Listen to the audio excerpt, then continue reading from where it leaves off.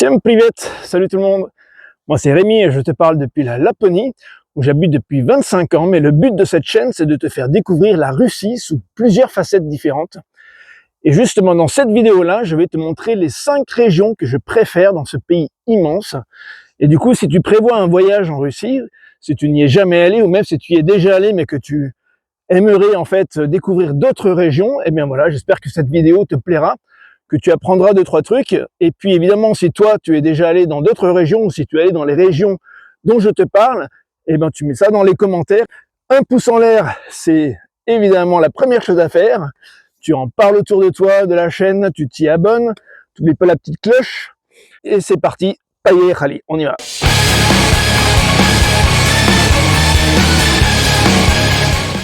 Malgré sa taille immense, la Russie est un pays très mal connu en Occident, pour des raisons évidemment géopolitiques dictées par son ennemi juré, à savoir le monde anglo-saxon de façon générale, de façon globale. Et contrairement à ce dernier, la Russie n'impose ni sa nourriture, ni son cinéma, ni sa musique, ni son armée aux 4 coins du monde pour essayer de régner justement de façon hégémonique. C'est pas du tout le cas. Et d'ailleurs, les Russes sont très humbles, ils sont d'ailleurs même très mauvais pour faire la publicité de leur pays, alors qu'ils sont extrêmement patriotes.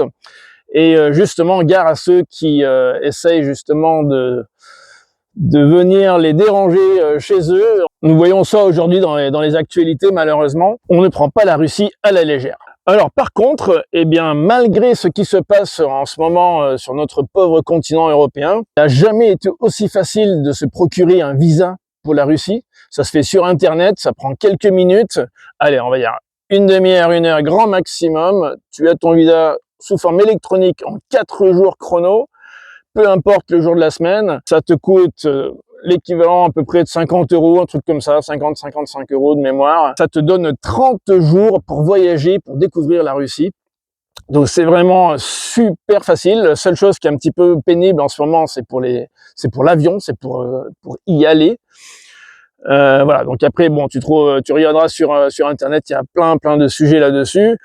Et puis sinon, tu me poses des questions dans les commentaires, il n'y a aucun souci, je t'y répondrai très volontiers. Alors, l'un des aspects qui est assez méconnu de la Russie, c'est que c'est une fédération, donc un petit peu, on va dire, comme la Suisse, qui est, elle, une confédération. C'est pour ça que sur les voitures, tu as le CH, Confédération Helvétique, dans le sens où il y a plein d'ethnies différentes qui partagent le même territoire et qui donc partagent le même passeport aussi. Et c'est ce qui fait la richesse culturelle absolument énorme de la Russie, justement, donc étalée sur plein de fuseaux horaires, sur 11 fuseaux horaires au total. C'est évidemment un endroit, un pays où il y a énormément de contrastes. Et voilà, et c'est tellement immense que la Suisse, justement, puisqu'on vient de parler d'elle, y rentrerait 412 fois. Pour te donner une petite idée de la taille du pays, quoi, c'est hallucinant. Alors, Moscou ou Saint-Pétersbourg? Alors, c'est en général la question que se posent les touristes qui viennent en Russie pour la première fois de leur vie. Alors, en ce moment, avec toutes les sanctions, etc., le plus simple est de venir à Moscou d'abord, pour ensuite aller à Saint-Pétersbourg si volonté il y a. Mais voilà, donc ce sont les 2 villes les plus connues, évidemment, du pays, les 2 villes les plus visitées du pays, principalement par les Européens d'ailleurs, parce que c'est plus près géographiquement parlant aussi. Et voilà, après ce sont 2 villes très différentes et je ne connais personne qui m'ait dit j'adore Moscou et j'adore Saint-Pétersbourg.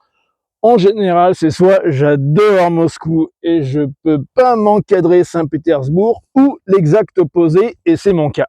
Je n'aime pas du tout Moscou. Pour moi, c'est une ville énormissime, pas du tout à échelle humaine. C'est béton, même s'il y a des parcs un peu partout. C'est une ville qui me parle absolument pas, alors que Saint-Pétersbourg a une architecture absolument magnifique. C'est un petit peu une ville-musée beaucoup plus européenne dans ce sens-là. Et bien qu'elle soit assez grande, elle aussi, elle est beaucoup plus petite que Moscou en nombre d'habitants. Et voilà, moi c'est une ville que j'aime beaucoup, alors je suis pas du tout citadin. Mais voilà, pour te dire que Moscou ou Saint-Pétersbourg, franchement, il faut essayer. Il faut aller dans les deux, il faut visiter les deux pour se faire sa propre opinion. Il faut vraiment les voir pour pouvoir les comparer, pour pouvoir en parler. Donc voilà, de toute façon, il y a de très grandes chances pour que tu arrives à Moscou d'abord pour commencer ton voyage. Donc évidemment, je te conseille absolument de visiter la capitale, elle en vaut absolument le coup. Moi, j'y suis allé déjà une dizaine de fois, bien que je l'aime pas du tout. Voilà, pour des raisons diverses et variées. C'est ensuite, depuis Moscou, eh ben, tu pourras choisir d'aller à droite, à gauche, au nord, au sud, à l'est, à l'ouest, suivant tes envies, suivant tes intérêts, suivant ton budget aussi, parce que plus tu vas vers l'est, plus il y a des kilomètres à faire, et logiquement, plus c'est cher aussi. Mais voilà, donc c'est un petit peu le but de cette vidéo-là. C'est pas vraiment de te parler ni de Moscou, ni de Saint-Pétersbourg. C'est à mes yeux bien trop classique. Voilà, tu auras des millions de vidéos là-dessus, ou de sujets là-dessus, de bouquins là-dessus, etc. Et c'est pas du tout mon but d'en parler aujourd'hui.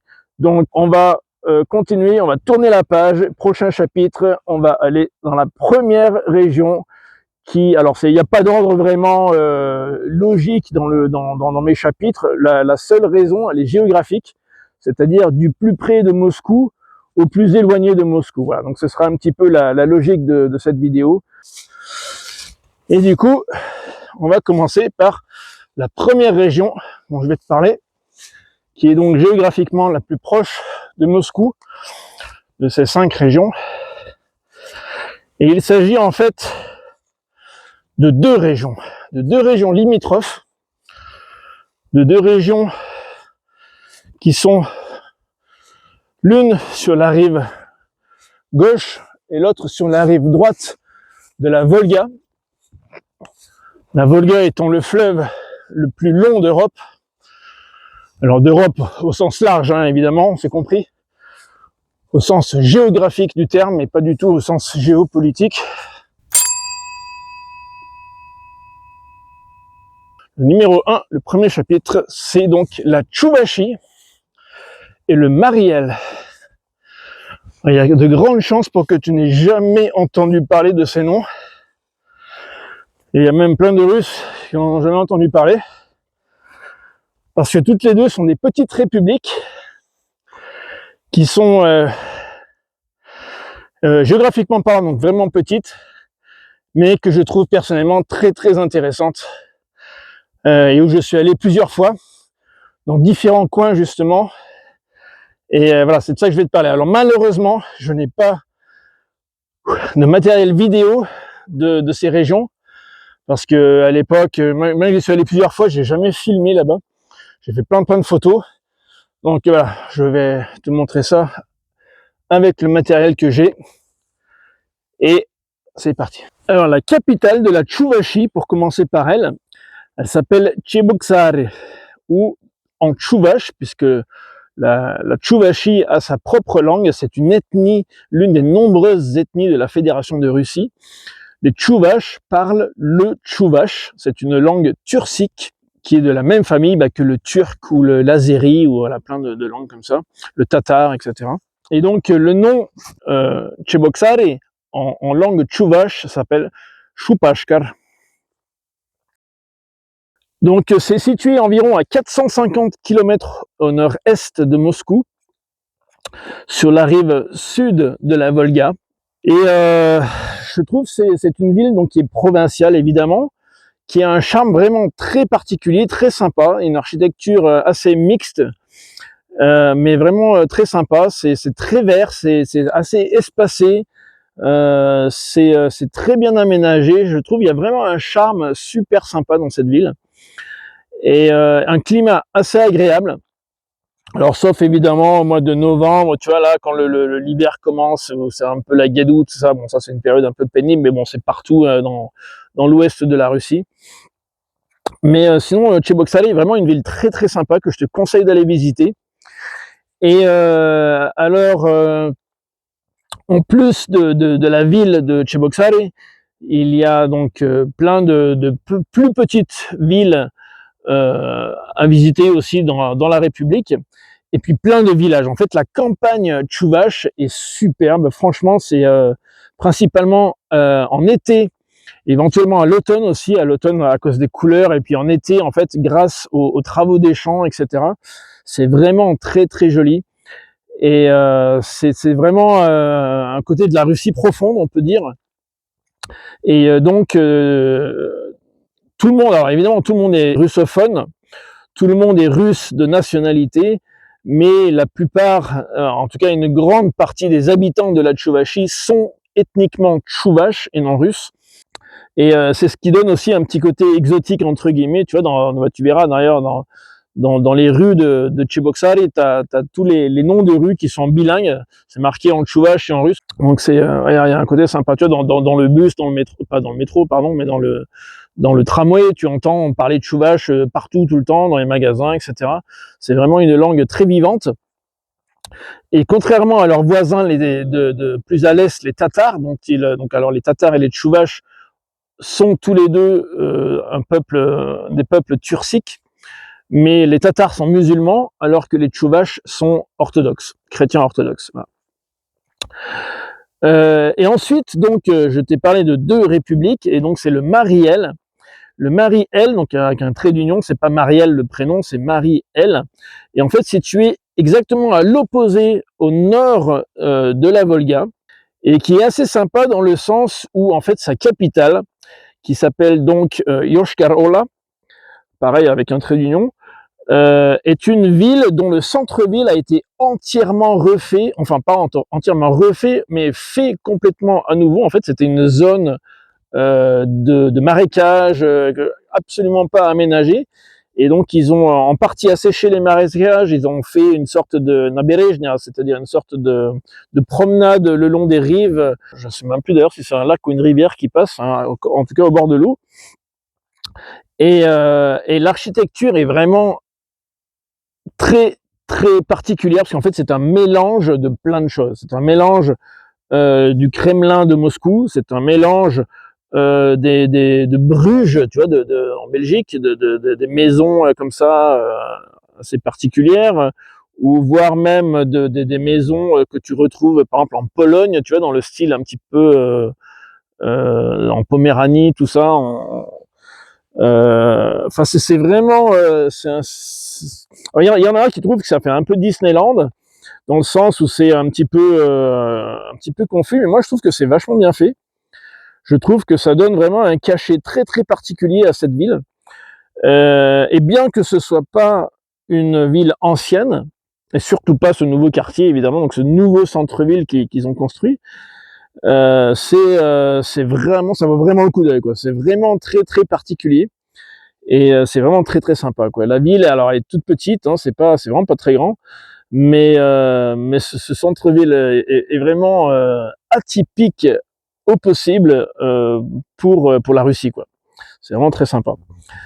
Et alors après, tu as une autre ville, enfin c'est pas une ville, c'est un village dans la République du Mariel que je te conseille aussi d'aller visiter, qui s'appelle Yurino, et en fait où il y a un château de la famille donc des Sheremetyev, et qui a en partie inspiré justement l'architecture de ce nouveau centre-ville de Yoshkar-Ola, et qui se visite, qui est très très très joli aussi, très sympa. Et voilà, donc ce sont ces deux points de chute que je te propose de découvrir dans la République du Mariel, après avoir découvert la Tchouvachie, parce que géographiquement parlant, voilà, c'est le plus simple, c'est de passer d'abord par la Tchouvachie pour ensuite aller traverser la Volga et aller donc dans le Mariel. Donc voilà, mais au niveau distance, c'est vraiment pas très loin de l'un de l'autre, donc ça peut même se faire dans la journée, hein, pour te dire, l'aller-retour depuis Tcheboksary, tu peux faire Tcheboksary, Yoshkar-Ola dans la journée, il y a pas de problème. Bon, c'est mieux de le faire de partir de bonne heure pour avoir vraiment le temps d'en profiter, mais c'est vraiment pas très loin l'un de l'autre. Donc voilà. C'était donc le premier chapitre, la première de mes 5 destinations préférées en Russie, dans l'ordre géographique depuis Moscou. On va donc au chapitre 2, c'est parti.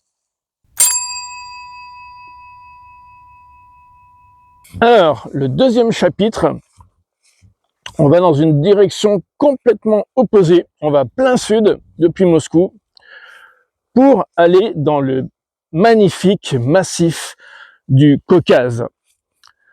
Alors, si tu es déjà abonné à ma chaîne depuis quelques semaines, eh ben, tu auras peut-être déjà visionné les 2 vidéos que j'ai faites sur la KBR, sur la Kabardino-Balkari. Si c'est pas le cas, eh ben, je te conseille vivement de les regarder, parce que justement, le Caucase est une région absolument sublime. Alors si tu aimes la montagne, c'est vraiment le paradis. C'est très différent au niveau des paysages d'un endroit à l'autre du Caucase. Alors moi, je n'ai pas visité tout le Caucase, parce qu'il y a énormément d'endroits et de choses à voir dans le Caucase. Moi, je n'ai fait que 4 des, je sais même pas combien il y en a, républiques de la Fédération du Caucase. Enfin, de Fédéralny Okrug, c'est-à-dire du territoire fédéral du Caucase, qui regroupe donc, je sais plus, 6 ou 7 ou 8 républiques et kraïs dans le massif du Caucase côté russe. Donc là, outre la Kabardino-Balkari, eh ben, il y a donc l'Ossétie du Nord, où je suis aussi allé, qui est magnifique. L'Ossétie du Nord a pour particularité d'être principalement orthodoxe, et alors que toutes les autres républiques du Caucase sont en majorité musulmanes. Ensuite, tu as l'Ingouchétie, qui est la plus petite république de la Fédération de Russie au niveau de la superficie. C'est une toute petite république, et malheureusement il est très compliqué d'y aller en tant que touriste étranger pour des raisons de prapuska, de raisons administratives vraiment à la con. C'est voilà, c'est un peu compliqué, mais ce n'est pas impossible. Et ensuite, bah, tu as la célèbre Tchétchénie, qui a évidemment très mauvaise réputation en Occident, puisqu'on l'associe tout de suite à la guerre des années 90. Et voilà, la guerre est un lointain souvenir, heureusement. La Tchétchénie est une région absolument magnifique, elle aussi assez montagneuse. Plus on va vers le sud, plus c'est montagneux, évidemment. Plus on se rapproche de la frontière géorgienne. Et il y a plein de choses à découvrir. Les gens sont super sympas. Et voilà, donc le Caucase, c'est vraiment... Puis après, t'as encore le Daghestan, mais j'y suis encore jamais allé. Au bord de la mer Caspienne, donc vers l'est, vers l'Azerbaïdjan, on va dire. Et donc ça, par contre, je connais pas encore. Mais voilà, c'est... il y a énormément de choses à découvrir dans le Caucase, surtout si tu aimes la nature, si tu aimes les randonnées. C'est vraiment l'endroit où aller, quoi. C'est absolument magnifique. D'ailleurs, il y a plein d'écrivains russes, dont les 3 principaux sont Pouchkine, Tolstoï et Lermontov, qui sont donc 3 écrivains qui ont écrit des livres sur le Caucase. Alors bon, c'est intéressant si tu aimes la littérature, mais ça n'a pas grand-chose à voir avec le Caucase d'aujourd'hui, bien évidemment. Mais voilà, enfin, c'est vraiment tout ça pour te dire que c'est une région qui a inspiré même les Russes ethniques, qui plaît quasiment à tout le monde, quoi. Franchement, c'est magnifique, c'est absolument magnifique. Voilà, donc ça c'était le 2e chapitre. Et on va continuer vers le 3e chapitre. La 3e région, qui est l'une de mes préférées en Russie. Et là, on va à l'exact opposé du Caucase, on va plein nord. On passe par Saint-Pétersbourg et on continue vers le nord. Donc si tu veux aller à Saint-Pétersbourg, c'est un point de chute excellent pour découvrir.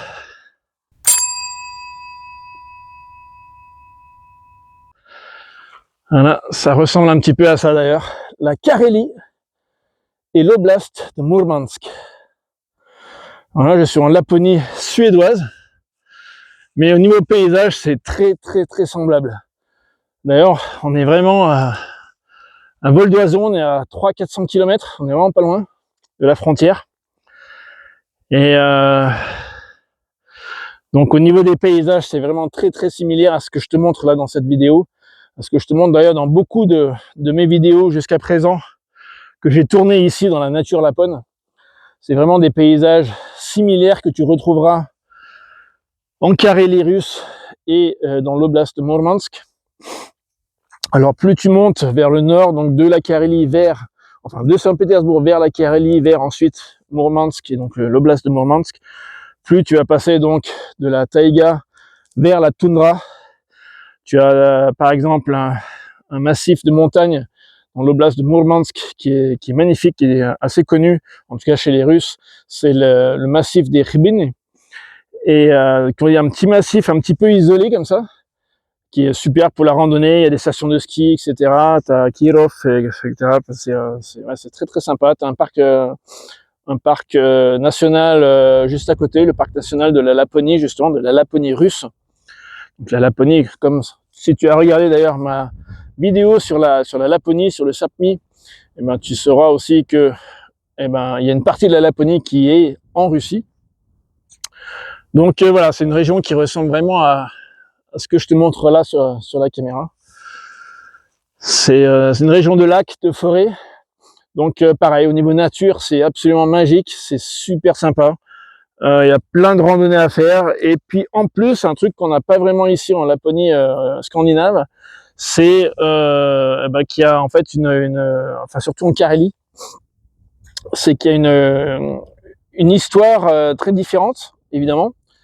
Et si tu aimes l'architecture en bois, il y a des églises en bois construites sans un seul clou, qui sont absolument magnifiques, qui ont 2, 3, 4 siècles d'existence et qui, alors malheureusement, il y en a une qui a brûlé il y a quelques années comment ça s'appelle, à Kondopog, que j'ai eu la chance de voir avant qu'elle crame. C'était d'ailleurs pas un accident, c'était un acte criminel, donc ça c'est vraiment très triste. Mais bon, c'est des choses qui arrivent même en Russie, malheureusement. Aucun pays n'est parfait. Mais voilà, tu as encore donc la plus célèbre de ces églises en bois, c'est celle de Kiji, qui est d'ailleurs pas une seule église, mais un ensemble, une sorte de monastère. C'est absolument magnifique. Là, on peut s'y rendre depuis Petrozavodsk, qui est donc la capitale de la Carélie. On peut s'y rendre en bateau en été ou en hiver, je sais pas trop comment ça marche, par hydroglisseur ou je sais pas trop quoi. Ou peut-être éventuellement même en motoneige, c'est très possible qu'il y ait des tours de ce genre-là, je sais pas. Mais c'est en tout cas un passage obligé. Si tu vas à Petrozavodsk en Carélie, il faut absolument aller à Kiji, c'est vraiment superbe.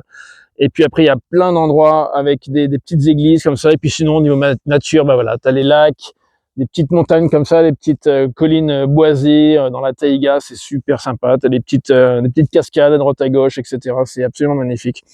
Et donc, plus tu montes vers le nord, donc vers Mourmansk, plus la végétation devient ressemble à la toundra, enfin devient de la toundra, ça s'appelle de la taïga à la toundra.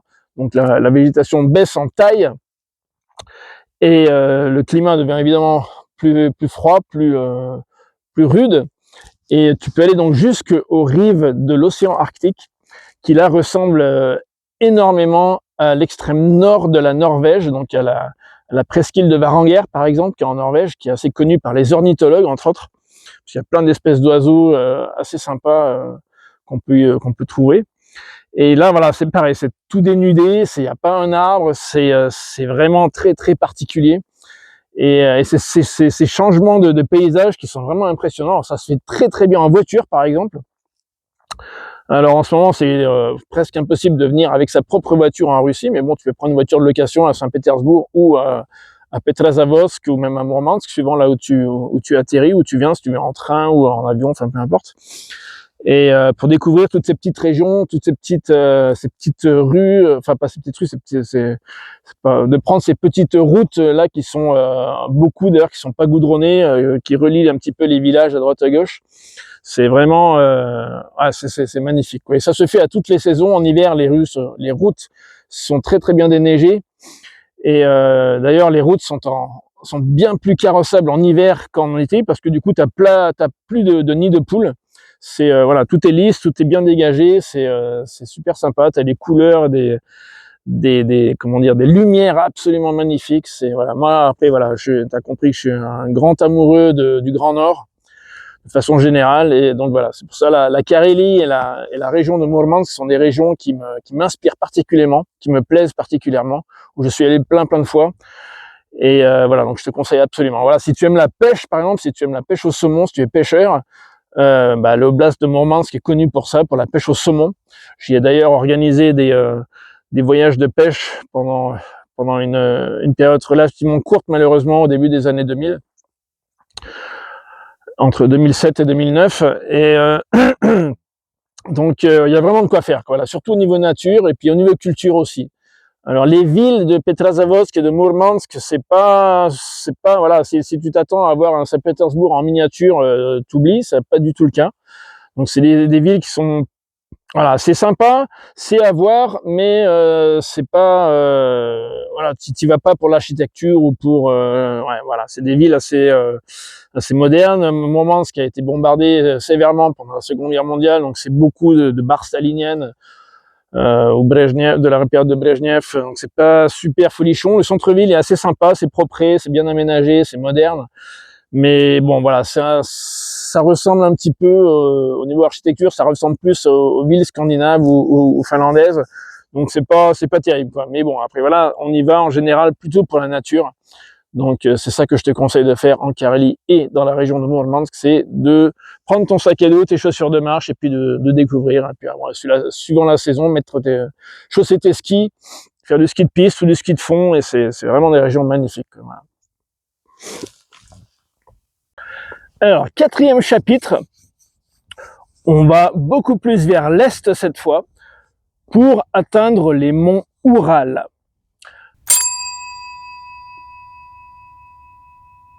Alors, les monts Oural, c'est, comme beaucoup le savent, la frontière géographique naturelle entre l'Europe et l'Asie.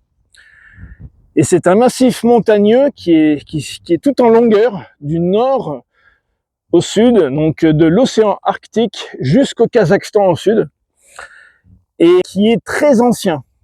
Donc au niveau des paysages, ça ressemble pas du tout au Caucase, mais alors vraiment pas du tout. Ce sont des montagnes beaucoup plus arrondies. C'est un très vieux massif et qui en fait présente des différences assez importantes entre le nord et le sud, évidemment à cause des différents climats qu'il traverse. Donc plus tu vas vers le nord, plus tu arrives vers les paysages de toundra. Et plus tu vas vers le sud, plus c'est boisé et plus évidemment il fait chaud aussi. Donc voilà. Alors moi je connais en fait la région, on va dire centrale des monts Oural. Donc je suis allé ni le grand nord de l'Oural ni dans le grand sud de l'Oural. Donc moi je connais donc la région de Tcheliabinsk, la Bachkirie et la région de Perm. Et qui sont des régions, c'est magnifique. Alors encore une fois, moi je te parle principalement de nature, de randonnée. Ce sont donc des endroits où tu peux avoir des chemins de randonnée. C'est pas un truc aussi courant qu'en France, mais ça existe aussi en Russie, notamment dans l'Oural. Ce sont en général des chemins, enfin c'est assez bien balisé suivant les endroits. Il y a quelques parcs nationaux, etc. Après, il faut s'attendre aussi à ce que ce soit beaucoup plus sauvage que ce dont tu as l'habitude en France ou en Europe de façon générale. C'est voilà, tu es vraiment livré à toi-même. Donc, si tu vas dans ce genre de région pour faire une randonnée de plusieurs jours, voire même de plusieurs semaines, si tu es vraiment voilà, si tu connais bien ton sujet, on va dire. Il faut quand même très bien se préparer, matériellement évidemment, mais principalement voilà, connaître aussi tout ce qui peut t'arriver au niveau voilà, connaître un petit peu le climat, connaître quelles conditions avoir suivant la saison où tu veux aller, etc. Enfin c'est pas, voilà, si t'arrive un truc là, c'est pour ta pomme quoi en gros, hein. Donc bon, évidemment il y a des services de secours aussi en Russie, mais voilà, on n'est pas en Europe, enfin en Europe occidentale. Voilà, tu es vraiment livré à toi-même. Donc c'est à toi de faire gaffe, c'est à toi de te préparer bien comme il faut pour partir. Mais ça en vaut vraiment le coup, ça en vaut vraiment la chandelle. Donc si tu es un randonneur aguerri, je te conseille vraiment d'aller dans le massif de l'Oural. Plus tu vas vers le nord, évidemment, plus c'est compliqué au niveau justement des conditions climatiques. Avec une météo qui change très très rapidement, tu peux avoir beaucoup de brume, tu peux avoir un crachin pendant des jours, où tu peux voilà, donc c'est pas la Côte d'Azur, on est d'accord. Mais voilà, c'est très sauvage, c'est magnifique, franchement c'est super beau. Alors au niveau des villes, alors Tcheliabinsk, je n'ai fait que traverser, donc je pourrais pas vraiment t'en parler. Je m'y suis pas vraiment arrêté. J'avais l'intention au départ d'y passer au moins une nuit quand j'y étais, et puis ça s'est pas fait parce que on n'avait pas trouvé d'hôtel libre à l'époque dans nos tarifs, et du coup on avait continué, et puis voilà, on avait campé quelque part. Sinon tu as côté européen, tu as la ville de Oufa, donc la capitale de la Bachkirie, qui est ouais, c'est assez sympa. C'est la Bachkirie enfin Oufa, la ville d'Oufa est intéressante dans le sens où c'est la ville du groupe de rock DDT et de la chanteuse Zemfira. Si tu connais un petit peu le rock russe, voilà, c'est ces deux groupes de chanteurs, donc Yuri Shevchuk et Zemfira, viennent de Oufa, donc voilà, c'est un petit peu un côté culturel sympa. La ville, sinon, bon, ça, c'est sympa, c'est à voir, mais c'est pas un waouh, mais c'est sympa. Mais voilà, c'est principalement les environs que je trouve magnifiques. Alors la ville de Perm, par contre, est très sympa, je trouve, pour des raisons, je sais pas, il y a une sorte de, alors je vais utiliser un anglicisme, c'est rarissime de ma part, une sorte de street life, qui est une espèce de culture, tu vois, de graffiti, de trucs à décorer, tu vois, des pylônes, des poteaux électriques ou des poubelles, ou à peindre, tu vois, des cabines téléphoniques ou des trucs. C'est assez rigolo, quoi. C'est assez cocasse. Avec beaucoup d'architecture soviétique, évidemment. Perm était connue pendant la période soviétique, c'était une ville fermée. C'était une ville qui était un petit peu, voilà, qui était connue pour, il y avait pas mal de goulags à l'époque dans le kraï de Perm. Donc bon, ça c'est du passé, bien heureusement. Mais c'est une ville assez sympa, c'est une ville assez grande et assez sympa à découvrir, je trouve. Voilà, et puis après, côté est, à l'est, directement à l'est des monts Oural, tu as évidemment Yekaterinbourg, qui est, on va dire, la capitale de l'Oural. Donc c'est la ville où a été assassiné en famille du tsar pendant la révolution de 1917, pendant la révolution bolchevique. Donc ça, c'est voilà l'un des côtés culturels qui fait penser à Yekaterinbourg. Et sinon, c'est une ville magnifique. Franchement, c'est une très belle ville. Par contre, je te déconseille d'y aller en octobre-novembre parce qu'il fait super froid. C'est un froid humide, absolument détestable. Et c'est exactement la période où moi je suis allé, en plein automne. Mais voilà, sinon c'est une ville absolument superbe, avec une culture incroyable. Il y a plein de musées, il y a plein de théâtres. C'est vraiment une grande ville. C'est ouais, il y a vraiment, il y a tout ce que tu veux, quoi, là-bas. Et puis encore une fois, donc c'est un point de départ parfait pour découvrir les environs, donc la région de Sverdlovsk, l'oblast de Sverdlovsk, donc les environs de Yekaterinbourg. Sverdlovsk, c'était l'ancien nom à l'époque soviétique de la ville même, et le nom est resté pour l'oblast. C'est un petit peu comme à Saint-Pétersbourg, on parle encore de l'oblast de Leningrad, alors que voilà, Saint-Pétersbourg a changé de nom après la chute de l'Union soviétique. Et c'est pareil pour Yekaterinbourg, qui a repris son ancien nom, qui a laissé à l'abandon le nom de Sverdlovsk, qui était son nom officiel pendant la période soviétique, mais le nom de Sverdlovsk est resté pour l'oblast. Voilà, bref, je ferme la parenthèse. Et donc voilà, donc Perm et Yekaterinbourg sont deux villes que je te conseille vraiment à visiter dans l'Oural. Et puis alors plus au sud, franchement, je ne connais pas, donc je ne t'en parlerai pas. Mais voilà, c'est en tout cas une région qui, moi, m'a absolument, que j'ai vraiment beaucoup aimé, où j'ai fait pas mal de randonnées aussi, et qui est très très intéressante, et j'espère vraiment y retourner, notamment parce qu'il y a un parc national et l'une des 7 merveilles naturelles de la Russie qui est située, à noter le plateau du Manpupunyor.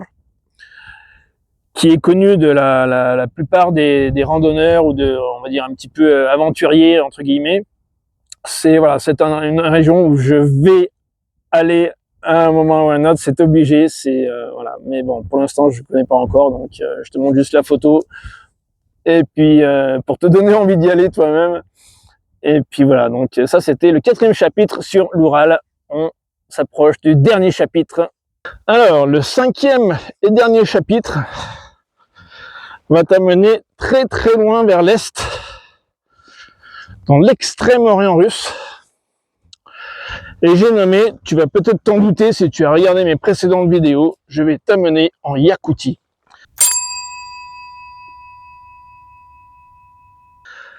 Alors la Yakoutie, c'est la république et l'entité administrative la plus vaste de la Fédération de Russie.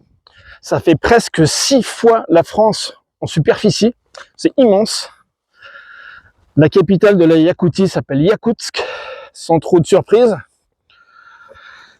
Et pourquoi je te parle de la Yakoutie alors que j'aurais pu te parler du lac Baïkal, qui est en Sibérie, la petite mer de Sibérie, qui est un endroit absolument magnifique, où je suis aussi allé, où j'ai fait pas mal de rando aussi, qui est un endroit super intéressant, super beau. Mais entre la Yakoutie et le lac Baïkal, eh ben, tu me croiras si tu veux, mais je préfère encore la Yakoutie. Et pourquoi? Alors, c'est très personnel comme raison. C'est pour 2 raisons, en fait. La première raison, c'est que la Yakoutie, c'est vraiment très, très particulier au niveau climatique. C'est la région la plus froide du globe, Antarctique excepté. Donc, la région habitée la plus froide du globe. Il y a une sorte de microclimat, enfin, microclimat, tout reste relatif, hein, c'est pas, on parle pas de 10 km², t'as bien compris. N'empêche que même à l'échelle sibérienne, c'est un endroit qui fait peur aux Russes, aux Sibériens même.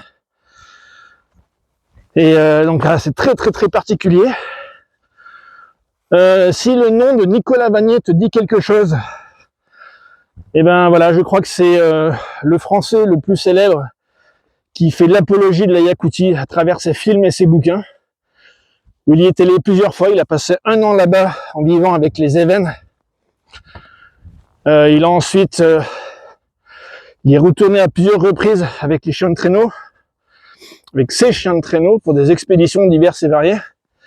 Il y a tourné le film qui s'appelle Loup, comme le loup. Ah, et voilà, donc si tu connais pas, je te conseille absolument de lire et de regarder, de lire les bouquins et de regarder les films de Nicolas Vanier sur le sujet, donc principalement ceux qui traitent de la Yakoutie, des monts Verkhoyansk, etc. Parce que moi, c'est aussi un petit peu grâce à lui que j'ai découvert ça. Pas uniquement, mais voilà. La Yakoutie, c'est une région que j'ai découvert en fait très jeune. J'avais à peu près, je sais pas, 13 ans, je dirais. Grâce au magazine américain National Geographic, qui traitait, entre autres, de Oymyakon. Si d'ailleurs tu n'as pas encore regardé ma vidéo sur Oymyakon, et ben voilà. Tu vois, aujourd'hui, je te fais plein de clins d'œil aux précédentes vidéos que j'ai faites. Comme quoi, j'ai déjà traité de plusieurs sujets qui, j'espère, t'intéressent. Et voilà, tout ça pour dire que les Yakouties, c'est vraiment un endroit très très particulier. Donc, outre le climat, la deuxième chose qui, moi, m'a absolument fasciné sur place, ben, c'est les gens, c'est les Yakoutes. Franchement, j'ai trouvé des gens absolument formidables. Alors, les Yakoutes sont un peuple turcique, comme les Tchouvaches d'ailleurs, comme les Bachkirs, comme les Tatars, comme beaucoup de peuplades en Russie. Mais c'est donc un peuple asiatique, donc au trait évidemment asiatique. On est donc dans l'extrême orient russe, donc logiquement L'extrême-orient est habité par des Asiatiques, c'est la logique même. Donc il y a à peu près à Yakoutsk, dans la capitale, il y a à peu près 25% des habitants qui sont russes ethniques. Et de mémoire, 65% qui sont yakoutes. Et le reste qui est mélangé. Il y a beaucoup de Chinois, beaucoup de gens de l'ex-URSS, etc., etc. Mais voilà, je ne veux pas te parler beaucoup plus de la Yakoutie aujourd'hui, parce que, voilà, aujourd'hui on est le 11 octobre 2025. L'automne est bien avancé ici. Il y a déjà un tout petit peu de neige à Yakoutsk d'ailleurs. Il fait quelques degrés de moins à Yakoutsk. En ce moment, il fait entre 5 et 10 degrés négatifs en moyenne. Alors qu'ici, en Laponie suédoise, il fait encore entre moins 2, moins 3 et plus 8. Donc il fait un petit peu plus chaud. Mais voilà, tout ça pour te dire que dans 3 semaines, je serai à nouveau en Yakoutie, et cette fois pour une période beaucoup plus longue. Donc en gros, tu vas avoir des vidéos sur la Yakoutie à en écrire une encyclopédie. Donc j'espère que ça va t'intéresser. Je vais évidemment essayer de continuer à faire ces vidéos au même rythme que ce que je fais aujourd'hui. Donc de une vidéo par semaine, qui sort donc chaque vendredi. Et les vidéos à venir, quand je serai sur place à Yakoutsk, traiteront en partie en tout cas de ma vie à Yakoutsk. Alors évidemment sans trop rentrer dans le détail, parce que c'est pas non plus mon truc que de parler trop de ma vie privée. Mais voilà, dans les grandes lignes en tout cas. Et puis surtout, mon but au travers de cette chaîne, comme pour les précédentes vidéos, c'est de te faire découvrir la Russie. Et donc, bientôt, la Yakoutie et la ville de Yakoutsk et ses environs, qui est donc située à 8000 km à vol d'avion depuis Moscou. Il y a 6h30 de vol direct entre la capitale et Yakoutsk.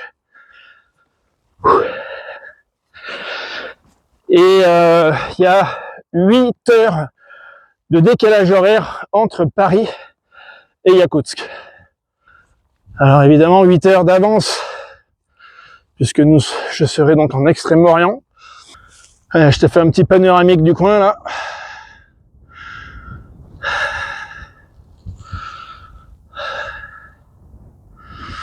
La balade de la journée, le 11 octobre 2025, en Laponie suédoise, dans les environs immédiats de Kiruna, qui est la ville la plus septentrionale du pays, de la Suède. Tiens ton chapeau, il y a du vent.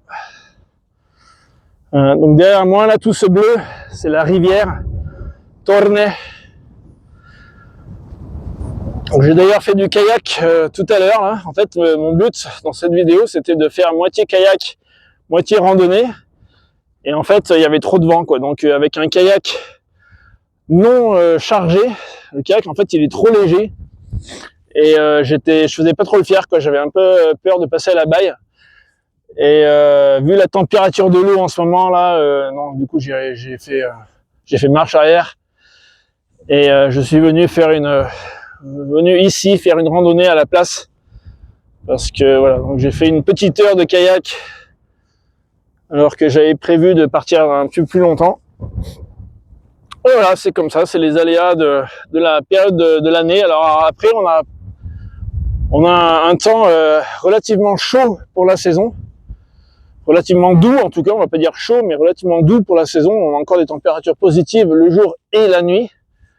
Donc on a eu, dans les 3 dernières semaines, il est descendu en dessous de 0, le thermomètre est descendu en dessous, le mercure du thermomètre est descendu en dessous de 0 4 fois seulement. Voilà, donc, mais ça va venir dans pas longtemps. Donc là, c'est une question de jours. Et j'attends justement la première neige pour faire la prochaine vidéo. Donc j'espère vraiment qu'elle va pas tarder. Et d'ici là, écoute, j'espère déjà que cette vidéo t'a plu, que ça t'a donné plein d'idées pour ton prochain voyage en Russie. Alors je te rappelle que c'est vraiment super simple de venir en Russie au niveau administratif. C'est vraiment quelques clics en ligne. Ça prend 4 jours chrono pour avoir ton visa électronique sous format PDF que tu enregistres sur ton téléphone pour montrer ensuite à la douane quand tu arrives à l'aéroport de Sheremetyevo à Moscou. Et donc c'est super simple, c'est pas cher. Et bon, après il faut trouver un vol pas trop cher jusqu'à Moscou. Ça c'est un petit peu plus compliqué malheureusement à cause des sanctions européennes, je précise. Mais voilà, après une fois que tu es en Russie, les transports sont pas très chers. Et puis voilà, comme tu viens de le voir et comme tu t'imagines aussi, je suppose, il y a vraiment à faire. C'est un pays immense. Et avec ce visa, tu as 30 jours sur place pour justement te faire plaisir et découvrir une région ou deux ou trois. Et donc voilà, donc c'est ce que je te conseille vivement. Et écoute, merci à toi donc de mettre un pouce en l'air évidemment, de parler de cette chaîne à tes copains, ta famille. J'espère que ça va intéresser de plus en plus de gens. C'est une chaîne encore très très jeune, ça fait que 2 mois que je l'ai commencé. Donc je compte sur toi pour en parler et pour qu'elle prenne un petit peu de l'ampleur. Ensuite, évidemment, mets tes commentaires, pose tes questions, je me ferai vraiment un plaisir d'y répondre. Et puis, n'oublie pas de t'abonner, de mettre cocher la petite cloche là pour être prévenu de toutes les nouvelles vidéos que je vais sortir, donc chaque semaine, chaque vendredi. Et puis voilà, donc d'ici la semaine prochaine, je te souhaite plein de bonnes choses, prends soin de toi et on y va. Paka paka, c'est parti, salut.